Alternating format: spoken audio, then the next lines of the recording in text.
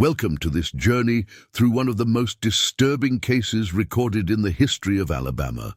Before we begin, I invite you to leave in the comments where you're watching from and the exact time you're listening to this narration. We're interested to know which places and at what times of day or night these documented stories reach.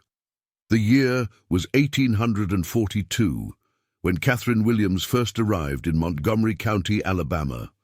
The carriage wheels cut through the red clay roads, leaving behind Boston's cobblestones and her family's disapproving glances. The autumn air carried the scent of cotton fields, stretching for miles under the merciless southern sun. Workers bent at unnatural angles, their backs permanently curved from years of harvest. Catherine noticed how they never looked up as the carriage passed. Not once. Her new home stood at the end of a long, oak-lined driveway. Magnolia Ridge Plantation, a name that would later be whispered with unease by locals for decades to come. The white columns of the main house reached toward the sky like pale fingers, supporting a facade of southern prosperity built on invisible foundations that creaked with secrets. The neighboring plantations, Willow Creek to the east and Thornfield 3 miles south, formed a triangle of wealth and privilege in Montgomery County. Theodore Williams waited on the porch steps. At 39 years old, he was 18 years Catherine's senior, but their arrangement had been sealed through letters and family negotiations long before they ever met in person. A marriage of convenience connecting northern textile money to southern land. What no one predicted was that Catherine Williams would disappear exactly 73 days after arriving at Magnolia Ridge, and that her disappearance would coincide with the escape of Theodore's most valued house servant, a fact that many found too convenient to be coincidental. According to the plantation ledger, still preserved in the Alabama State Archives, Theodore Williams owned 47 people at the time of Catherine's arrival. Most worked the fields, but one, a man called Solomon, worked exclusively inside the main house. What made Solomon's position unusual was that he had been gifted to Theodore by Catherine's father as part of her dowry, a human being transferred from one owner to another alongside silver and linens. Records from that time describe Catherine as a woman of unusual education and quiet disposition, according to the few letters she wrote home during her brief time at Magnolia Ridge. The local postmaster later testified that she rarely ventured into town, appearing only twice at the general store and once at the Montgomery Presbyterian Church before her disappearance. What happened during those 73 days behind the white columns of Magnolia Ridge has been pieced together from fragments, servant testimonies, Theodore's statements, neighboring accounts, and a partial diary found 26 years later during renovations to the East Wing. The first unusual incident occurred approximately 3 weeks after Catherine's arrival. Martha Jenkins, the wife of the neighboring Thornfield plantation owner, reported visiting Catherine for afternoon tea. She described finding the new bride sitting motionless in the parlor, staring at a closed door leading to Theodore's study. When addressed, Catherine allegedly did not respond for several moments, then turned with a smile that never reached her eyes. According to Mrs. Jenkins' account, preserved in a letter to her sister in Richmond, Catherine spoke of hearing conversations through the walls at night, discussions between her husband and someone whose voice sounded like it came from the bottom of a well. Theodore's business ledgers show that in the weeks following Catherine's arrival, he began making unusual purchases. Hardware supplies, locks, hinges and lumber in quantities, suggesting significant construction, though no additions to the house were recorded. The receipts, filed in the county courthouse as part of later investigations, show deliveries being made after sundown, which local merchants found peculiar enough to note in their records. On October 12, 1842, Theodore hosted a dinner for neighboring plantation owners, an event documented in multiple sources. During this gathering, Several guests noted Catherine's absence until midway through the meal, when she appeared wearing what Mrs. Jenkins described as a dress more suited to mourning than hosting.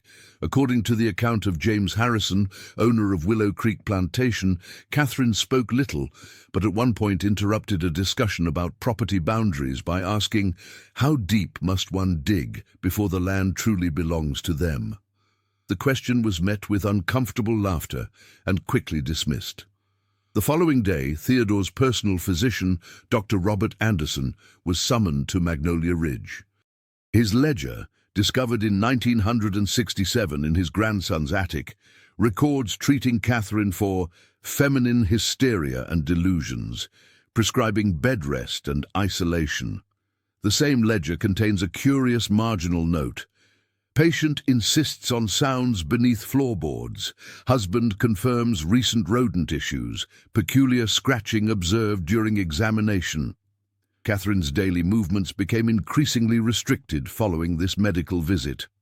Household staff later testified that Theodore insisted his wife was of fragile northern constitution, unsuited to Alabama heat.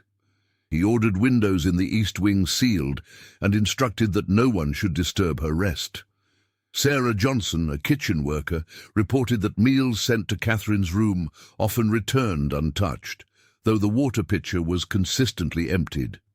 The night of November 4th brought a severe storm to Montgomery County. Lightning struck a tree on Magnolia Ridge property, causing a fire in one of the outbuildings. During the confusion of containing the blaze, several workers reported seeing Catherine standing in the rain, staring not at the fire, but toward the tree line at the property's edge. Theodore quickly ushered her inside, but not before she was heard asking one of the field hands about the paths beyond the North Creek. This worker, whose name was recorded only as Eli in subsequent investigations, would later disappear himself, with some suggesting he had been sold to a plantation further south to prevent further questioning.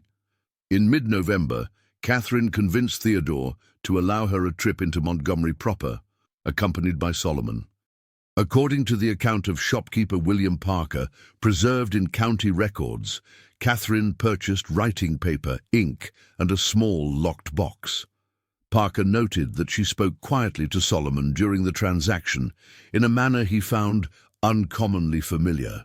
More significantly, Catherine visited the offices of Harold Thompson, one of the few attorneys in Montgomery County at that time, while Solomon waited outside with the carriage. The content of their meeting remains unknown, as Thompson maintained client confidentiality even during later investigations. His only recorded statement on the matter was that Mrs. Williams inquired about certain legal matters related to property transfer. The night of November 23, 1842, brought unusually cold weather to Alabama. Theodore Williams later reported going to bed with Catherine around 9 o'clock, only to wake at midnight and find her side of the bed empty. According to his formal statement to the sheriff, he assumed she had gone to the washroom and returned to sleep.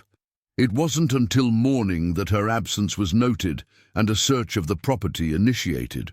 What makes this case particularly disturbing was the discovery that Solomon had also vanished that same night. Theodore immediately concluded that Catherine had been abducted, possibly harmed. He organized search parties that combed the surrounding woods and swampland for 3 days. No trace of either Catherine or Solomon was found. The sheriff's report, filed on November 27th, notes that no signs of struggle were evident in Mrs. Williams' chambers, though the bed showed signs of having been slept in. A single candlestick was missing from the mantel, suggesting she departed of her own accord in darkness. The official investigation took a turn when Sarah Johnson, the kitchen worker, revealed that she had observed Catherine and Solomon in what she described as private conversations on at least 3 occasions in the weeks before the disappearance. According to her testimony, preserved in county records, Catherine had been seen passing something to Solomon, possibly papers, during one such exchange. Sarah was dismissed from service at Magnolia Ridge the day after providing this information to authorities. Her subsequent whereabouts remain unknown. Theodore Williams offered a substantial reward for information leading to Catherine's return or Solomon's capture, $500 for his wife, $1,000 for the servant. The disparity in these amounts was noted by some northern newspapers that picked up the story, though southern publications focused exclusively on the theft of valuable property and the tragic abandonment of a gentleman by his new bride. The investigation stalled by December, with most local authorities concluding that Catherine had either fallen victim to an accident in the woods or had willingly fled north with Solomon. Theodore appeared to accept the latter theory, filing for an annulment on grounds of abandonment in January of 1843. The document, preserved in county records, makes no mention of Catherine's potential whereabouts, but includes a detailed description of Solomon for identification purposes should he be captured in another state. Life at Magnolia Ridge returned to its rhythms. Theodore withdrew from social engagements for a period considered appropriate for mourning, then resumed his position among Montgomery County's elite. By all accounts, he never remarried. His business ledgers show that he acquired additional workers in the spring of 1843, expanding cotton production significantly. The east wing of the house, where Catherine had spent most of her time, was closed off, its windows boarded from the inside for reasons Theodore never explained to visitors. The case might have remained nothing more than a footnote in county history, had it not been for the events of 1868, 26 years after Catherine's disappearance. During Reconstruction, Magnolia Ridge Plantation was seized and the main house repurposed as a temporary administrative office for Union forces. During renovations to the East Wing, workers removed floorboards in what had been Catherine's sitting room and discovered a small space between the floor and foundation, not unusual in houses of that era for ventilation purposes. What was unusual was the discovery of a small wooden box, sealed with wax and containing 3 items: a leather-bound diary with Catherine's initials, a folded document bearing the seal of attorney Harold Thompson, and a brooch containing a daguerreotype of a woman presumed to be Catherine's mother. The diary was partially damaged by moisture, with many pages illegible, but several entries remained intact enough to read. The contents were troubling enough that Captain Marcus Reynolds, the Union officer overseeing the renovation, forwarded the materials to federal authorities rather than local officials. The legible diary entries, transcribed and preserved in the National Archives, paint a disturbing picture of Catherine's brief time at Magnolia Ridge. An entry dated October 3rd reads, "I have heard it again tonight. Not rats or house settling as T insists. The sound is distinctly human, a low humming punctuated by what can only be described as weeping. It comes from beneath, not beside or above. T becomes agitated when I mention it. Tonight I noticed scratches on Solomon's wrists. He would not meet my eyes when serving dinner." An entry from October 19th states, "T believes I am resting, but I have discovered the purpose of his late-night construction. There is a space beneath the east wing, not a proper cellar, but a crawl space, accessible through a trapdoor, concealed beneath the carpet in his study. I observed him from the window as he descended last night, carrying food and water. He remained below for 23 minutes. Solomon knows. I have seen recognition in his eyes when the sounds begin." The most disturbing entry, dated November 1st, reads, "God forgive me for my family's participation in this institution. What I have learned cannot be unlearned. What I have seen cannot be unseen. The person beneath the floor is Thomas, Solomon's brother, purchased by my father and gifted to T as part of our arrangement, kept alive but hidden, a leverage to ensure Solomon's compliance and exceptional service. T explained it as casually as one might discuss the training of a hunting dog. I cannot remain in this house. I have written to Mr. Thompson regarding certain legal matters. Solomon has agreed to help if I can secure proper papers. The legal document found alongside the diary appears to be a manumission paper drawn up by Attorney Thompson, granting freedom to Solomon. How Catherine obtained Theodore's signature remains a mystery, though one theory suggests she may have presented it among plantation business papers requiring his attention. The document bears a proper signature and seal, making it legally binding even in antebellum Alabama, though limited in practical protection once beyond state lines. What happened to Catherine and Solomon after they fled Magnolia Ridge remains unknown.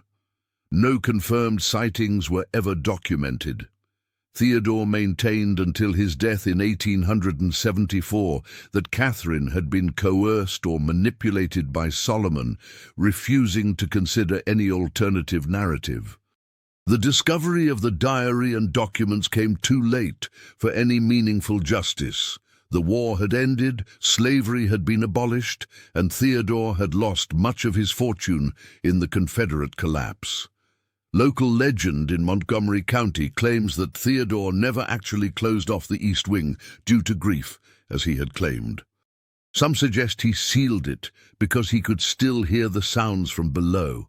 The brother who may have remained trapped in the crawl space, forgotten in the chaos of Catherine's disappearance.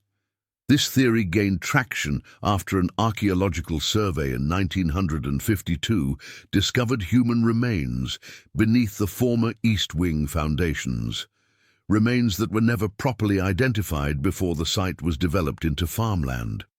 One intriguing possibility emerged in 1896 when a women's suffrage newsletter in Massachusetts published an obituary for a Catherine Solomon, formerly of Boston, who dedicated her later years to abolitionist causes. The brief notice mentioned that she had returned from southern states with first-hand knowledge of plantation cruelties and had assisted many in their journey to freedom. Whether this Catherine Solomon was formerly Catherine Williams of Magnolia Ridge cannot be confirmed. As for Catherine Williams, no death certificate or subsequent marriage record has ever been located under her name. The diary, manumission paper and brooch were transferred to the National Archives in 1964, where they remain available for scholarly review. The remains of Magnolia Ridge Plantation have largely disappeared, absorbed by commercial development outside Montgomery. No historical marker identifies the location. The neighboring Thornfield and Willow Creek plantations similarly vanished from the landscape, though their names occasionally appear in local real estate designations, ghostly echoes of a history that Alabama has struggled to reconcile. For those who study disappearances of this era, Catherine Williams represents a particular category, those who vanished not due to violence but by choice, rejecting the society they were born into. Solomon's fate remains equally ambiguous. Did they reach the north? Did they separate after escaping Alabama? The historical record falls silent, leaving us with questions that echo like footsteps in an empty house, and perhaps that silence is appropriate. In a time when humans were considered property, when women had few legal rights, the greatest act of rebellion was simply to disappear, to remove oneself from the narrative others had written. Catherine Williams stepped off the pages of recorded history on November 23, 1842. Whether she wrote her own story afterward, we may never know. Researchers at the University of Alabama proposed a ground-penetrating radar survey of the former Magnolia Ridge property in 1968, seeking to determine if other remains might be found beneath the foundation of the long-gone house. The proposal was denied by the property's then owners, and the opportunity was lost when the site was cleared for construction the following year.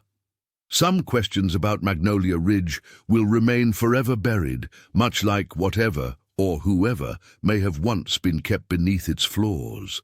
The box containing Catherine's diary and the other artifacts was briefly misplaced during a reorganization of the National Archives in the early 1960s. For nearly a year, the items were considered lost before being rediscovered misfiled among Civil War hospital records. During this period, rumors circulated that the box had been deliberately hidden or destroyed due to the troubling nature of its contents. Such conspiracy theories persist in certain historical circles, though no evidence supports claims of intentional suppression. Those who have examined the diary pages note a distinct change in Catherine's handwriting as the entries progress. The neat, educated script of early October gives way to increasingly hurried, slanted writing by November, suggesting deteriorating mental state or growing urgency. The final entry, dated November 22nd, one day before her disappearance, consists of just 5 words: tomorrow, North Star, God willing. And so the story of Catherine Williams and Solomon fades into the shadows of American history, a brief, disturbing chapter in the long narrative of a nation built on contradictions. Her 73 days at Magnolia Ridge left barely a trace in official records, yet the ripples of her choices may have extended far beyond what documents can tell us. Sometimes the most important stories are those that remain half-told, existing in the spaces between established facts. The land where Magnolia Ridge once stood is now part of a commercial development outside Montgomery. People shop, dine, and work there every day, unaware they walk above ground that may still hold secrets. Traffic passes over the red clay that once felt the weight of Catherine's carriage as she arrived full of trepidation on that autumn day in 1842. The magnolias are gone. The oak-lined drive is now a 4-lane road. But somewhere, perhaps, the diary of what really happened during those 73 days exists intact, its pages filled with a truth too disturbing for its time. For now, we are left with fragments and whispers: a bride who vanished, a man who escaped bondage, a space beneath the floorboards, and the lingering question, in fleeing from monsters, did Catherine Williams find freedom, or did she simply disappear into the vast silence that has swallowed so many others? Some stories don't end. They simply stop being told. In 1956, an elderly woman named Eleanor Blackwood contacted the Alabama Historical Society with a curious claim. According to documented correspondence still held in their archives, Ms. Blackwood stated that her grandmother had been a household servant at Willow Creek Plantation during the time of Catherine Williams' disappearance. The letter described how her grandmother had mentioned seeing Catherine in the company of Solomon near the North Creek just before dawn on the morning of November 23rd, not fleeing in panic, but walking purposefully, carrying a small bundle. Eleanor Blackwood's account included one detail never published in any newspaper or official report. Catherine Williams was allegedly wearing men's attire, her hair concealed beneath a cap. This detail might seem insignificant, but it suggests premeditation rather than impulsive flight. More tellingly, it indicates that someone within the household had assisted with these preparations. Historical Society officials interviewed Miss Blackwood, but without corroborating evidence, her grandmother's story was filed away as unverifiable hearsay. The interviewer's notes, however, include a curious addendum. Subject appears sincere and of sound mind. Claims grandmother mentioned a network of helpers stretching from Montgomery to Cincinnati. The reference to Cincinnati is particularly intriguing given what we now know about the Underground Railroad's operations during this period. While most documented routes ran through eastern states, several historians have identified lesser-known western paths through Alabama, Mississippi, and Tennessee. These routes were especially perilous, with fewer safe houses and greater distances between them. If Catherine and Solomon attempted this journey, they faced not only the immediate danger of pursuit, but the harsh winter conditions of 1842, documented as unusually severe throughout the South. A survey of church records from Cincinnati, conducted in 1962, revealed an intriguing possibility. The First Presbyterian Church's charity registry for April 1843, approximately 5 months after Catherine's disappearance, lists assistance provided to C.W. and companion, recently arrived from Southern Territories, in need of winter clothing and temporary lodging. The entry notes that the recipients were directed to a boarding house operated by known abolitionist Martha Simmons. Unfortunately, Simmons' records were destroyed in a fire in 1847, eliminating any possibility of confirmation. The timing aligns with the estimated journey duration for travelers moving north by foot and occasional clandestine transport. Winter conditions would have slowed their progress considerably, forcing longer stays at safe houses and more circuitous routes to avoid detection. If C.W. was indeed Catherine Williams, she had successfully traversed approximately 700 miles through hostile territory, an extraordinary feat for a woman described in contemporary accounts as delicate and unused to physical hardship. In 1861, as the Civil War began, a small abolitionist newspaper in Boston published a series of anonymous accounts from individuals who had escaped or facilitated escapes from southern plantations. One such account, published on May 19th, described a plantation mistress who chose conscience over comfort and joined a former house servant in flight northward. While no names were mentioned, certain details align remarkably with what we know of Catherine and Solomon. The author described discovering an unspeakable arrangement beneath the house and mentioned traveling through 7 weeks of winter wilderness before reaching safety. Most significantly, the account referenced carrying legal papers that meant nothing in practice but everything in principle, possibly alluding to the manumission document found in Catherine's hidden box. The newspaper's records indicate that the account was submitted by mail from an undisclosed location in western New York. The editor's notes mention that the writer requested anonymity due to ongoing concerns for safety and the welfare of others still engaged in the cause. Given the political climate of 1861, with war declared and tensions at their peak, such caution would have been entirely warranted. If Catherine was indeed the author, she had survived at least 19 years after her disappearance from Magnolia Ridge. Theodore Williams' response to Catherine's disappearance evolved over time, according to accounts from neighbors and business associates. James Harrison of Willow Creek Plantation noted in his personal correspondence, preserved by his descendants and donated to the Alabama archives in 1949, that Theodore initially appeared genuinely distressed, organizing search parties and offering rewards. However, by January of 1843, his demeanor had changed markedly. Harrison described him as possessed of a cold fury and dedicated to business affairs with unusual intensity. The ledgers show that Theodore doubled his plantation's output over the next 3 years, acquiring additional land and workers at a pace that raised eyebrows even among his fellow planters. More telling is Theodore's reaction to the Fugitive Slave Act of 1850. County records show that he personally financed 3 recovery expeditions to northern states, ostensibly searching for Solomon.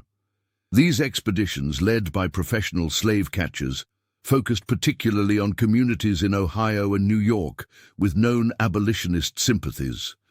None were successful in locating Solomon, but according to expense accounts filed with Theodore's estate papers, the search continued sporadically until 1859, 17 years after the disappearance. Theodore never publicly mentioned Catherine in these later recovery efforts. His correspondence with recovery agents, partially preserved in his business records, references only property removal and outstanding debts. Whether his persistence stemmed from genuine loss, wounded pride, or fear of what Catherine might reveal about Magnolia Ridge remains a matter of speculation. What is clear is that Theodore Williams never relinquished his sense of ownership, even as the nation moved incrementally toward a different understanding of human liberty. The east wing of Magnolia Ridge Plantation remained sealed until the Union Army's requisition of the property in 1868.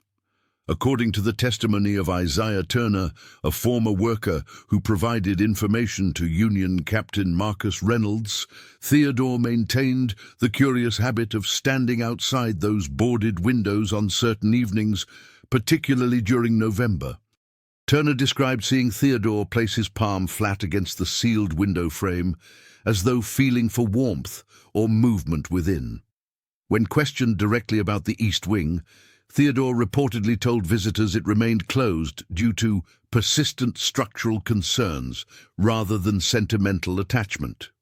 The human remains discovered beneath the East Wing foundations during the 1952 survey present one of the case's most disturbing elements.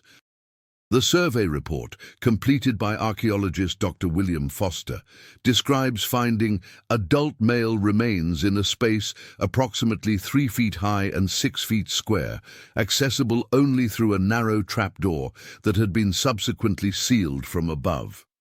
The report notes that the condition of the remains made precise dating difficult, but they were consistent with the antebellum period. Most significantly, the bones showed evidence of prolonged confinement, including pressure abrasions consistent with shackles or restraints. Dr. Foster's request for more thorough examination was denied by county officials, who ordered the remains reburied without further investigation.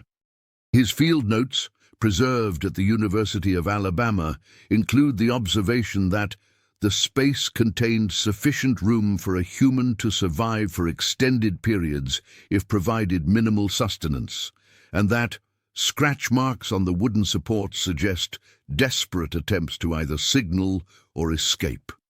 These findings lend credibility to Catherine's diary entries about the person beneath the floor, identified as Thomas, Solomon's brother. The practice of separating enslaved family members as a control mechanism was well documented throughout the antebellum South. However, the extreme measure of keeping one brother effectively buried alive to ensure another's compliance suggests a level of psychological manipulation beyond even the brutal standards of the time. If Catherine's diary is accurate, Theodore Williams had refined cruelty to an art form, creating a living hostage situation that guaranteed Solomon's exceptional service and prevented escape attempts, until Catherine's arrival changed the equation. What remains unclear is Thomas's fate after Catherine and Solomon's departure. If he was indeed still confined beneath the house, did Theodore release him, transfer him to fieldwork? The sales records show no new acquisitions that might have replaced Solomon's household position in the weeks following the disappearance. One disturbing possibility, suggested by the condition and location of the remains, is that Thomas was simply abandoned in his underground prison, either as punishment for his brother's escape or because Theodore feared what Thomas might reveal if released. The silence of historical records on this point speaks volumes about whose lives were considered worth documenting. Thomas exists in official history only as a nameless set of remains discovered a century later. His suffering, both during confinement and potentially afterward, went unrecorded by those who maintained meticulous accounts of cotton yields and property values. In this context, Catherine's diary takes on additional significance as perhaps the only document that acknowledged his existence as a person rather than property. During Reconstruction, Magnolia Ridge Plantation was eventually divided and sold to several smaller farmers, including some formerly enslaved families. The main house gradually deteriorated, with locals describing it as haunted or sickly ground. By 1890, the structure had been dismantled for building materials, leaving only the foundation and chimney stones. These too disappeared as development encroached throughout the 20th century. Today, the exact location of the East Wing can only be approximated through land surveys and historical maps. The story of Catherine Williams might have remained buried in county archives had it not been for the civil rights movement of the 1960s, which prompted renewed interest in untold stories of resistance to slavery. Historian Dr. Margaret Coleman stumbled upon references to the case while researching women's involvement in abolitionist activities. Her 1967 paper, The Disappeared Mistress, Catherine Williams and the Politics of Memory, brought academic attention to the fragmentary evidence surrounding the case. Dr. Coleman's research uncovered an additional piece of the puzzle in Theodore Williams's obituary, published in the Montgomery Advertiser in 1874. The brief notice mentioned that he died without family, his wife having preceded him in death some 30 years prior. This phrasing, preceded him in death rather than disappeared, suggests Theodore had eventually accepted or assumed Catherine's death. More intriguing is the obituary's reference to his peculiar habit of keeping a locked room in his house, which he alone entered on the anniversary of some private sorrow.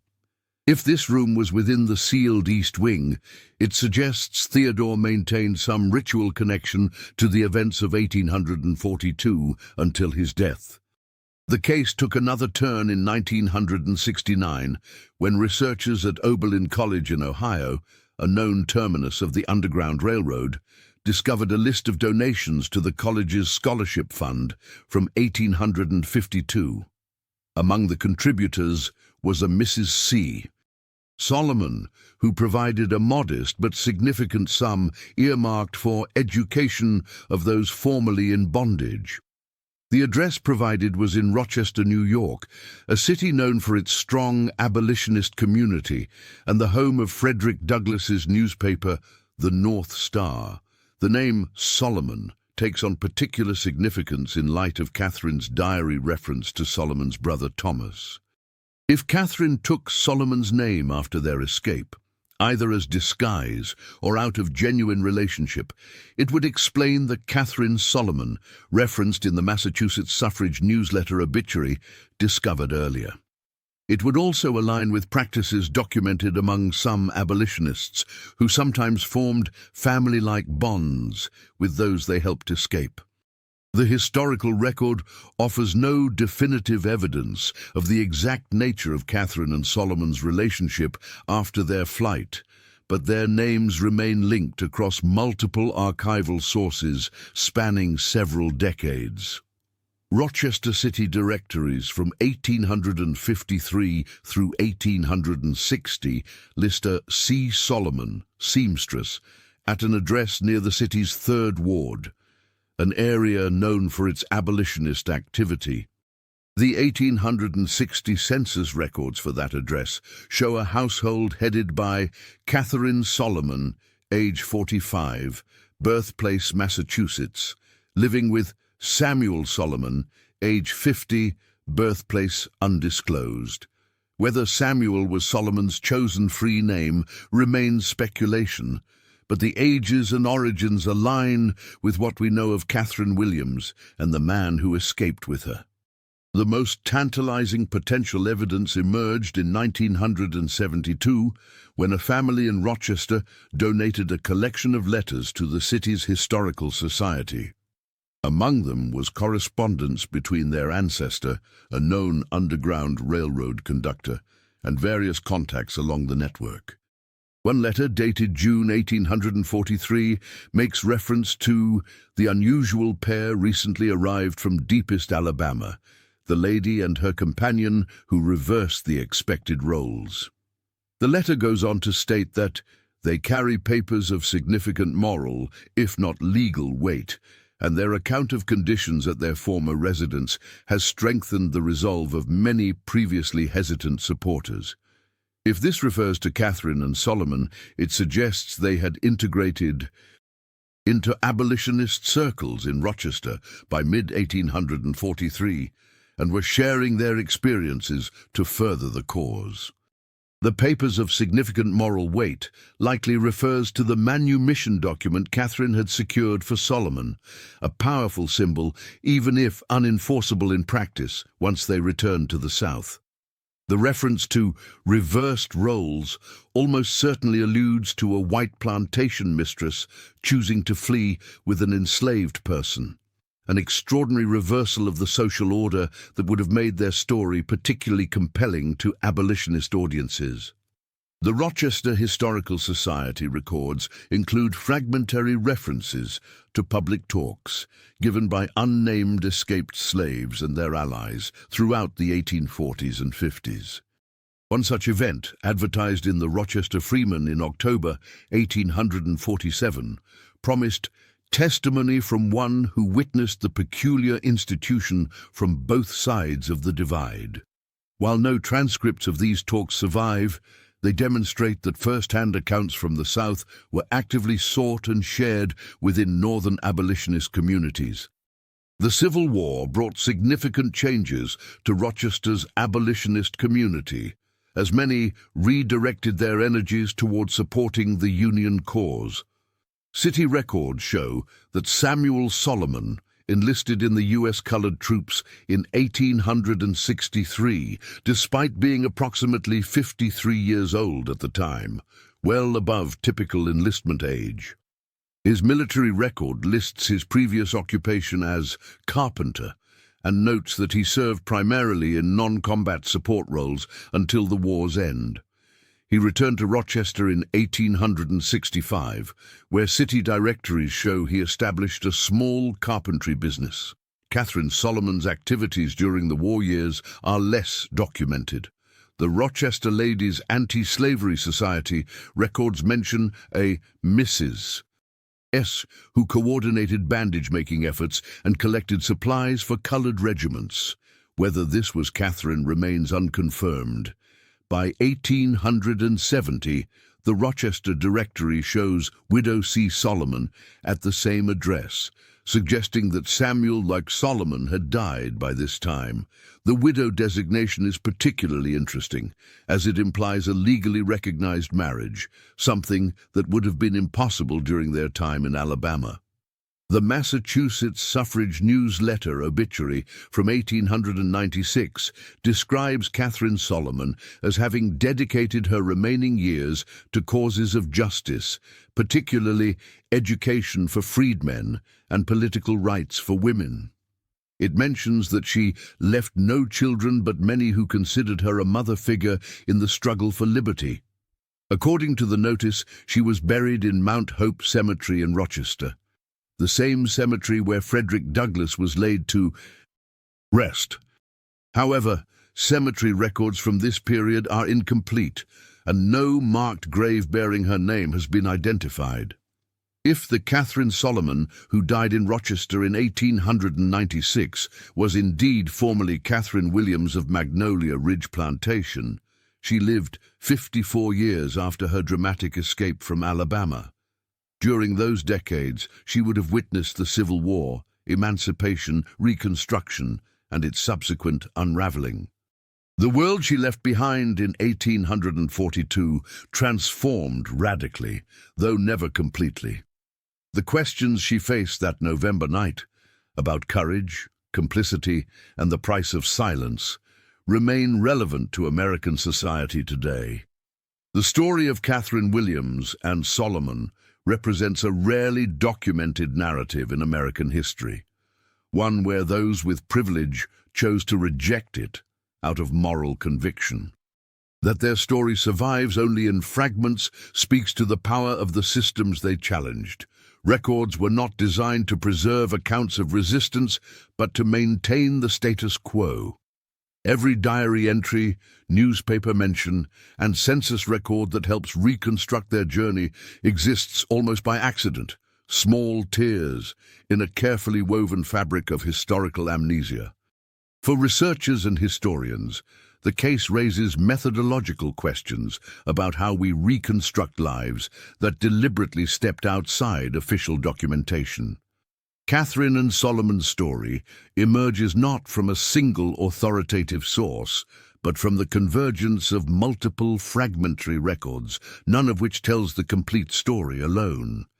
Like the locked box hidden beneath Magnolia Ridge's floorboards, their truth remained concealed until time and circumstance revealed it partially to the world. Perhaps most haunting is what remains unknown. Did Thomas survive his underground confinement? Did Catherine and Solomon remain together throughout their lives, in freedom? Did they maintain contact with the networks that helped them escape? Did they ever fear recapture, even decades later? The historical record offers tantalizing suggestions, but no definitive answers. Their story, like so many from this period, remains suspended between documented fact and necessary speculation. The commercial development that now stands where Magnolia Ridge once dominated the landscape contains nothing to commemorate what transpired there. Shoppers pushing carts across the parking lot walk unknowingly above ground that once held a house divided, quite literally, between the visible performance of southern gentility and the hidden brutality that sustained it. The red clay that once absorbed the sounds from beneath the floorboards now supports concrete foundations and asphalt, its secrets sealed beneath progress and convenience. In 21st century Alabama, where debates about historical memory and commemoration continue, the story of Catherine Williams occupies an ambiguous position. She was neither victim nor heroine in the traditional sense, neither entirely of the North nor the South. Her 73 days at Magnolia Ridge represent a brief moment when the carefully maintained boundaries between owner and owned, husband and wife, North and South, became suddenly permeable. When a single decision to listen rather than ignore set in motion consequences that would echo across decades. Today, the box containing Catherine's diary remains in the National Archives, accessible to researchers, but largely unknown to the general public. The daguerreotype inside the brooch shows a stern-faced woman in her 50s, presumably Catherine's mother, who could not have imagined her daughter's fate when she posed for the image. The manumission paper, with Theodore's hasty signature, represents both a legal fiction and a profound truth, that freedom, once conceived, cannot easily be contained. For those who study this period of American history, Catherine and Solomon's journey offers a rare window into the complex moral geography of the antebellum South, a landscape where physical escape required traversing not just hundreds of miles of hostile territory, but crossing boundaries of identity and allegiance that few were willing to breach. Their story reminds us that even within systems designed to eliminate moral agency, individuals sometimes found ways to reclaim it, often at tremendous personal cost. As for Magnolia Ridge itself, nothing remains but fragments scattered across archives and memories fading with each generation. The white columns, the oak-lined drive, the secret trapdoor, all have vanished from the physical world. Yet in documents and testimonies, in census records and newspapers, in the human remains found beneath concrete foundations, echoes of those 73 autumn days in 1842 continue to resonate, a reminder that history's darkest chapters often contain unexpected moments of courage and terrible acts of cruelty, sometimes within the same household, sometimes within the same heart. The sound that Catherine heard beneath the floorboards has long since fallen silent. But for those willing to listen closely to the historical record, with all its gaps and inconsistencies, other sounds emerge, carriage wheels on red clay roads, whispered conversations between unlikely allies, footsteps in pre-dawn darkness heading toward the North Creek, and the quiet turning of a key in a lock that was never meant to be opened.